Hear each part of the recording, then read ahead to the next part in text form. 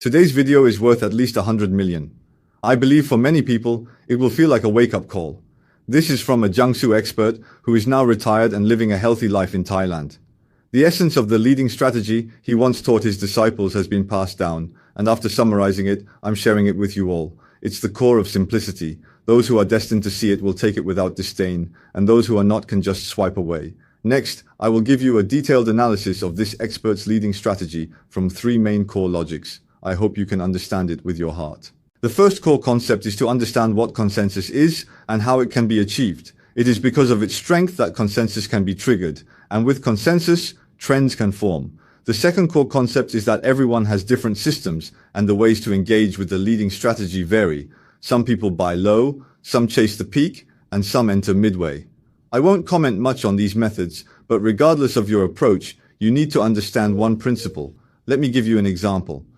Theoretically speaking, as long as you drive on the road, there is a possibility of having a traffic accident. So would you prefer to drive a large vehicle or a Fit? Remember, the premise is that an accident could happen in either case. Would you rather die in a large vehicle or in a Fit? Suppose you have a dog and you can't guarantee it won't lick others 100% of the time. Would you choose to have a high-quality, good-looking breed, or would you prefer a mongrel dog? Do these 2 metaphors help you understand something? Since we have to make a choice, why not choose the good and beautiful? This is something I realized from the logic of this expert. Since then, I basically haven't touched anything weak. I go for whatever is the strongest and most aggressive, or I don't play at all. After overcoming that fear of heights, I reviewed some of my past trading experiences and techniques. I discovered some issues. My trading techniques were like a pile of crap on weaker targets, with a very low margin for error. However, as my mindset improved, I found that the strongest and most aggressive ones, which looked great at first glance, were much better.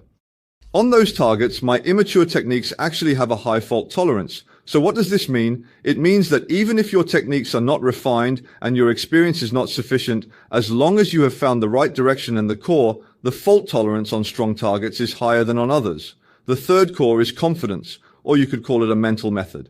Many people might say, if you share this, won't it become ineffective? This shows a lack of big picture view. We all know that when a trend forms, it's like many hands make light work. When human nature becomes almost frenzied, it's no longer something that can be explained by technique, and there's no logic to it. It's not a market sentiment cycle explaining the formation of a strong target. When formed, everyone is willing to band together for support, so the idea of it becoming obsolete doesn't exist. This is the core of the leading strategy. Simplicity is the greatest sophistication. He who wins the people's hearts wins the world. Many people might think sharing these things is useless, but the usefulness of what seems useless is the greatest use. Once I share it, there will naturally be people who benefit from it. It's useful. I'll give an example. In the countryside, you can water flowers and vegetables. But in the city, if you give it to an office worker who neither grows flowers nor vegetables, it's useless.